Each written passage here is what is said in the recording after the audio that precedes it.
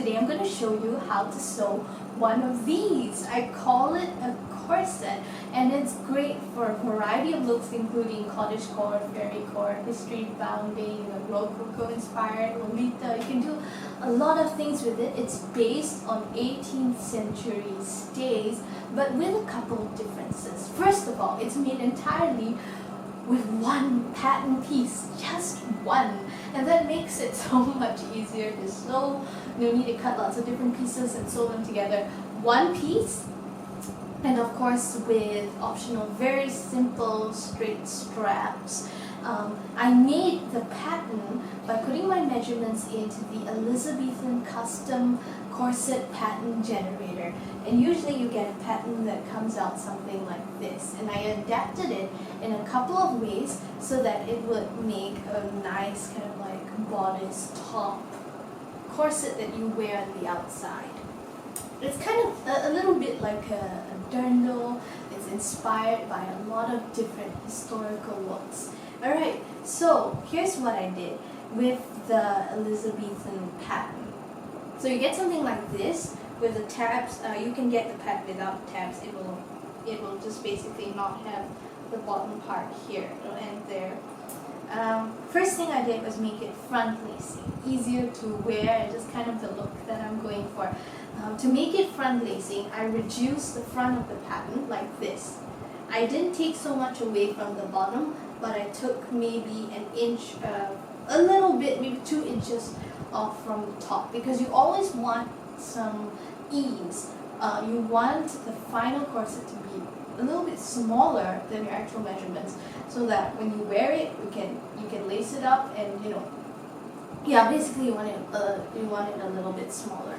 Anyway, so where you lace, you do want to have a gap, so I made that gap. Then there's the back. You see, the pattern is for a back lacing pair of stays. I had to add a little bit more fabric, obviously, to the back here. I usually make mine with a 4-inch lacing gap.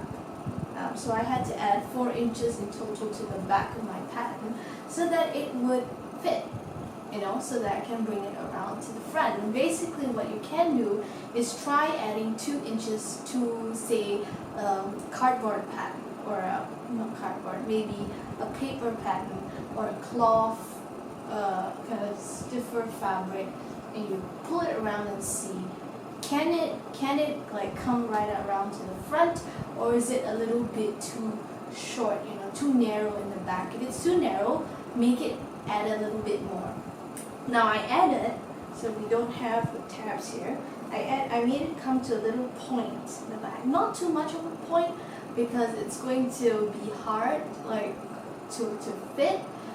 Just a teeny little point in the back, because I think that looks nice, especially because the front is ending in a point. Now the front, here's some changes that I made.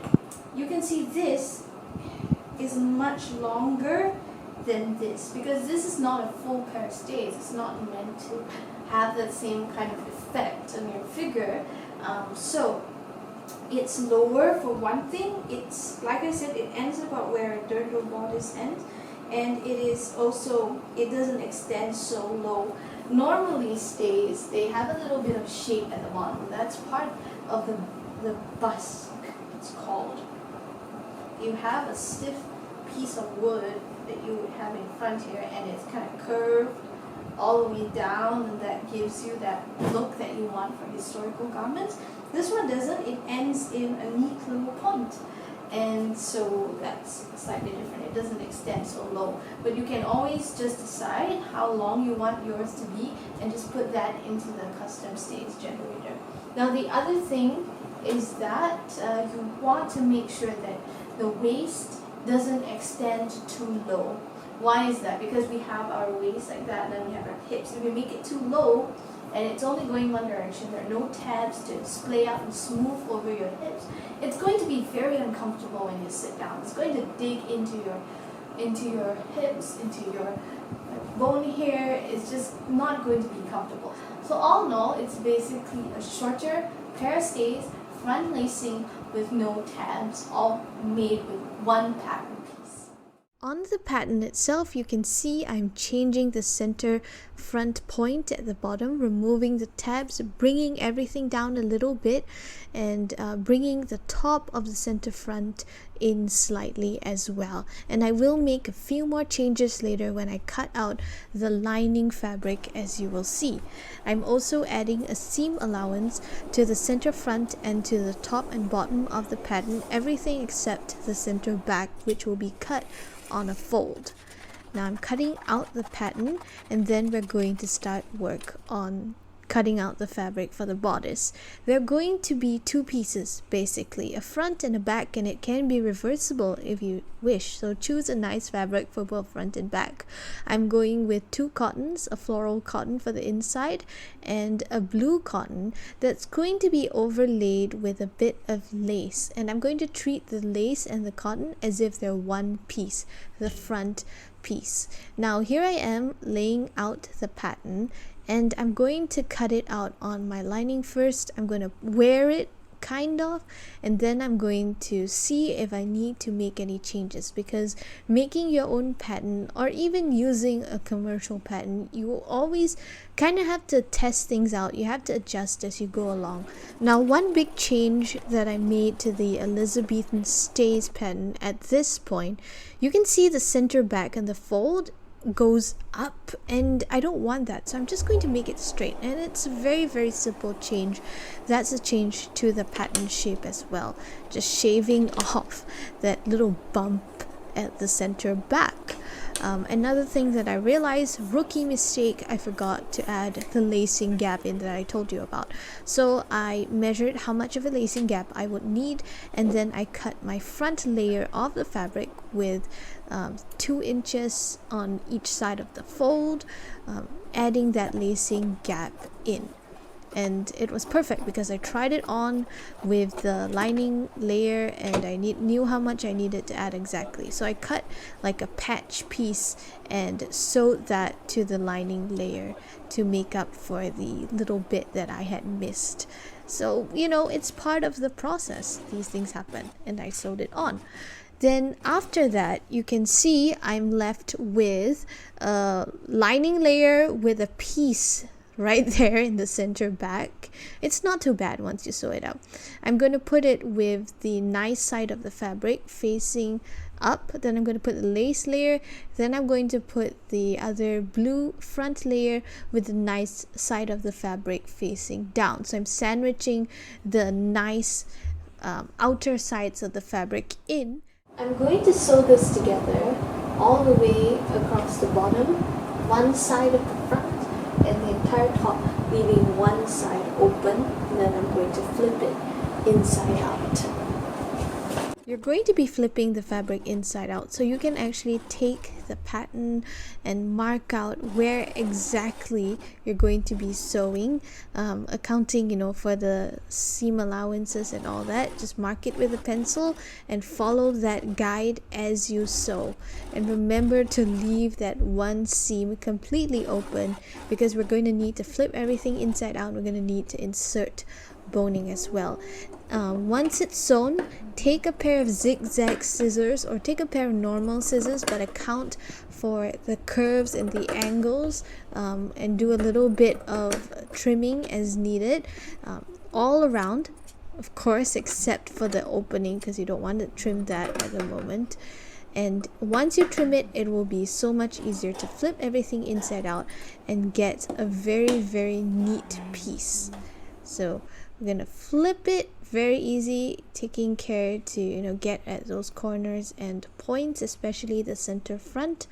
You may need to trim more as necessary. This is the final piece. It looks so good, so clean. We're almost there, but I kind of decided at this point that I wanted it to be a pair of stays with straps. So you can make a strap pattern like this. You choose a width that you would like, and you add seam allowance on either side.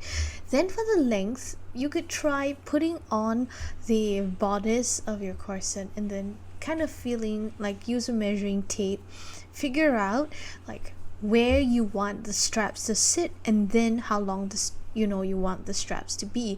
Wearing a tank top actually really helps with this. A tip that I would have is to make your strap slightly shorter than the ideal length, because we will be having a little bit of a lacing gap. We'll be lacing it closed as a form of adjustment with ribbons and eyelets when we're done. So you have the length, you have the width, you want the top to curve slightly, and you want a 1/2 inch seam allowance both at the top and at the bottom. And you also want to account for the fact that the bottom is going to be sewn on at an angle. If you look at the finished days here, I sewed the strap on at an angle so that it curves from the back towards the front. So I cut out 3 pieces. My pattern was a little bit of a mistake. You can see what I did here. I actually wanted to use the fold and double up, but it didn't work so well. So what I gave you earlier as the pattern shape is the correct pattern shape. But anyway, I cut out the fabrics, pinned them together, sewed it, leaving the bottom open, sewed it up the sides, round the top, and then I flipped it inside out. Oh, I trimmed it first. You always have to trim, especially around the curves. Then I flipped it inside out, and it kind of works, and it gives me the shape that I showed you guys earlier, but I could have made it so much easier if I had done it like in this diagram. So the strap is now right side out, the final way we're gonna have the strap. That's what we want. So I'm going to give you very specific instructions for how to insert the strap if you're doing it for the first time. Now you want the bodice turned inside out, because we're going to sew it and then we're going to flip it the right side out, so inside out. And then you want to insert the strap in between the front and back layers.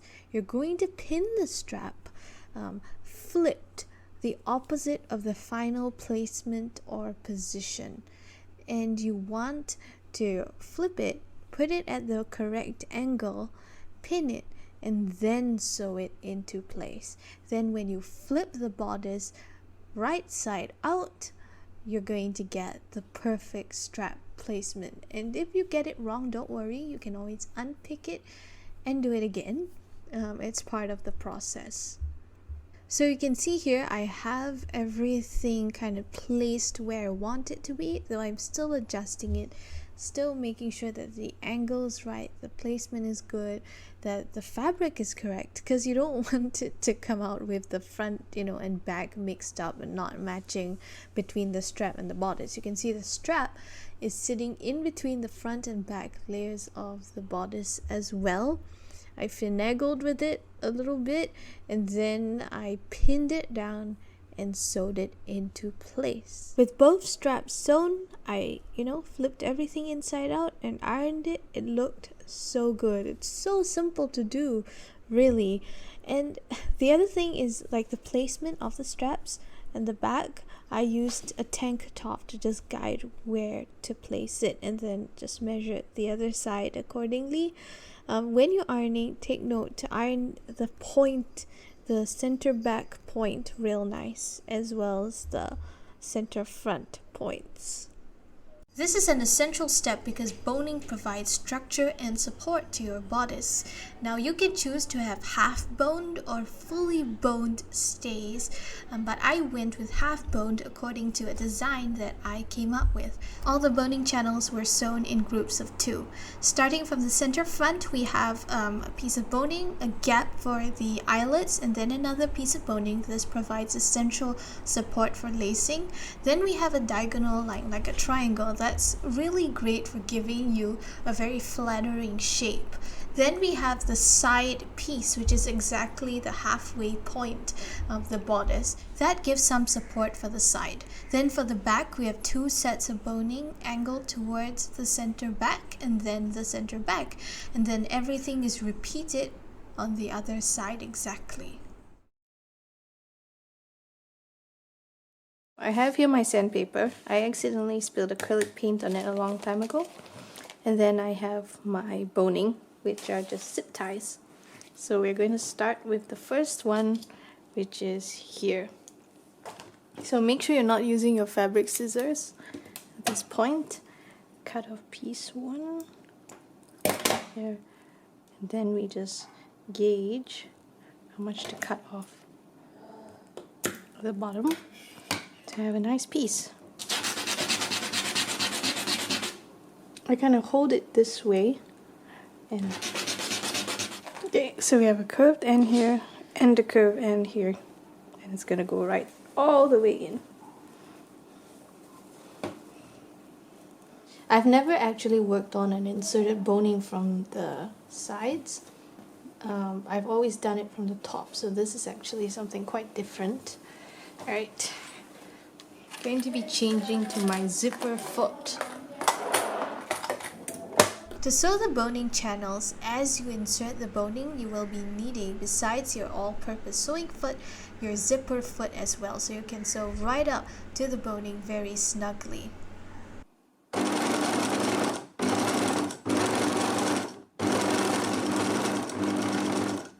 Here are very precise instructions for the very first set of boning channels. You'll need to encase the first piece of boning with a zipper foot against the center front seam. Once that is done, you will use an all-purpose foot to sew a seam, leaving a gap for eyelets, a little larger than the eyelet diameter. That's the second. Now the third seam you will sew is a second piece of boning, and you will encase it with the zipper foot again. Basically, when you start a new set of boning channels on their own, you will have your first seam that you will sew with an all-purpose foot because it's easier to make it straight. Of course, first mark it on with some chalk or a pencil, and then just sew a straight seam. Then after that, you'll add the boning, use the zipper foot to sew right up to the edge of that boning, and then another piece of boning, and then the zipper foot again. Now the last set of boning is a mirror image of the first, but you will need to close the open seam and deal with the raw edges. First, I'm going to sew that guiding line for the first piece of boning. And then it's time to baste the raw edges with running stitch. Fold it in towards the inside, sew the front with the running stitch, and then turn it around, sew the back.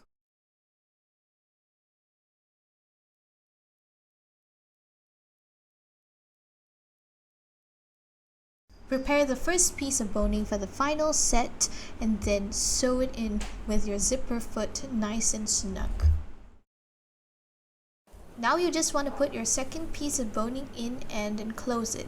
Ignore the eyelet gap for a moment and just use simple hand stitching like a hidden stitch or a whip stitch to close the seam, enclosing that last piece of boning in.